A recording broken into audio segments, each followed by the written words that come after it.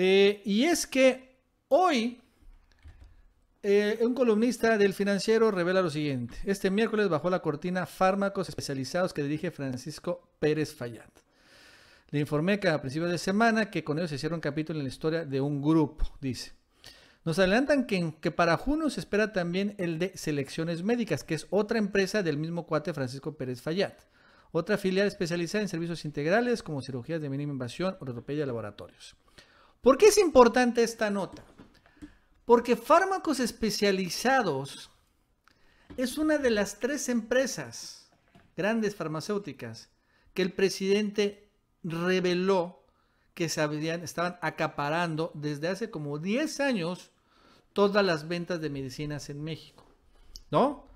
3 empresas. En Selecciones Médicas, precisamente la otra empresa de Francisco Pérez Fayad, Fármacos Especializados, que es como que la otra empresa, farmacéuticas Maipo y otra que se llama Distribuidora Internacional de Broda, que es PISA, ¿no?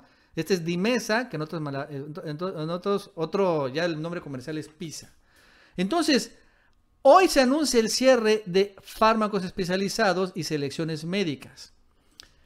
Nada más quiero ponerte el contexto, Mauricio, porque hice un video sobre esto, ya lo voy a explicar más a rato. Con Borolas, en los últimos 3 años de Borolas, Fármacos Especializados facturó más o menos 20,000 millones de pesos. ¿Ok? En los primeros 3 años de Peña Nieto, facturó más o menos 40,000 millones de pesos. Y en los otros 3 años con Peña Nieto facturó más o menos 60,000 millones de pesos.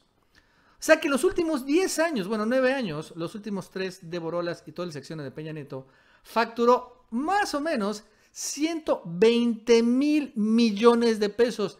Y solo de medicamentos.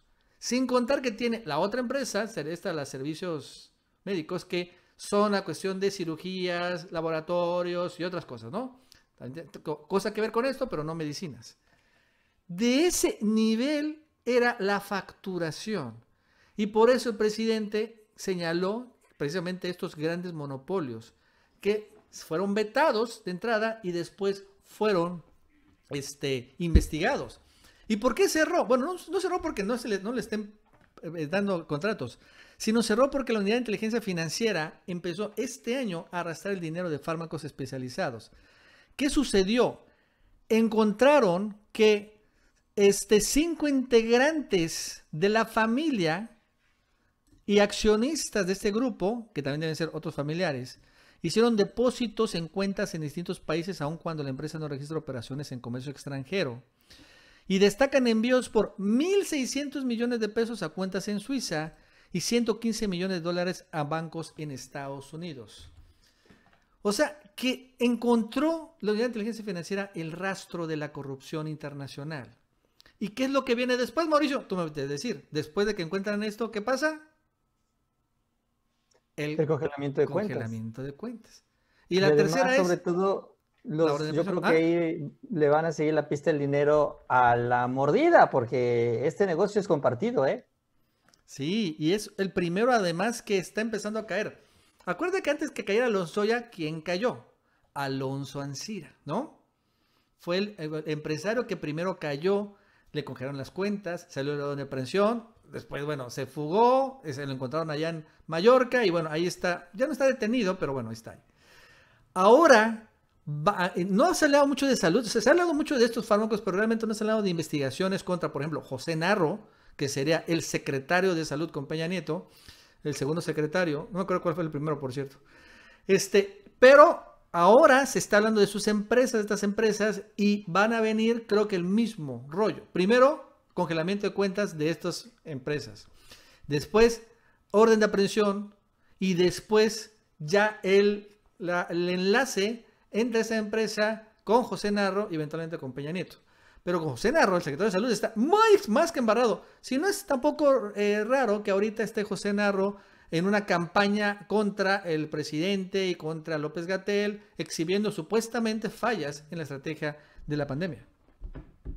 Sí, pues es que son miles y miles de millones. Esto también tuvo que ser gradual ya, porque finalmente después de tantos años, Nacho, ellos tenían tanta infraestructura de la compra y la distribución de los medicamentos que incluso ese fue uno de los principales problemas cuando quiere cambiar el modelo el presidente. Se ve que ya alcanzaron a hacer una transición para no depender tanto de esta misma empresa y ya están empezando a tomar estas acciones, porque eso fue lo que también venía deteniendo estas acciones, porque si tú cancelabas, cerrabas la llave de estos grandes monopolios, ibas a meter en un problema de desabasto muy importante. Entonces, pues sí, son miles de millones de pesos. La verdad es que sí, y Y nada duro, más de la federación, porque los estados también le claro. echaban lo suyo. Pero también igual, ojo, la Unidad de Inteligencia Financiera, también dice el mismo reporte, fue una conferencia de prensa de Santiago Nieto que fue un poquito antes de que irrumpiera con fuerza la pandemia.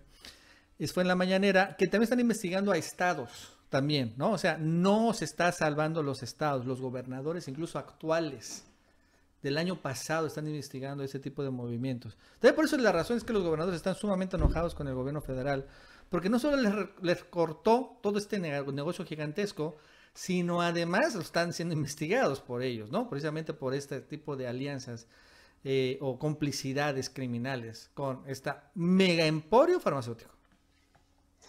Pues ahí se vienen noticias. ¿Te acuerdas también que cuando hablamos de lo de Gerardo Ruiz Esparza, también te comentábamos que pues ese era un camino de muchos, ¿no?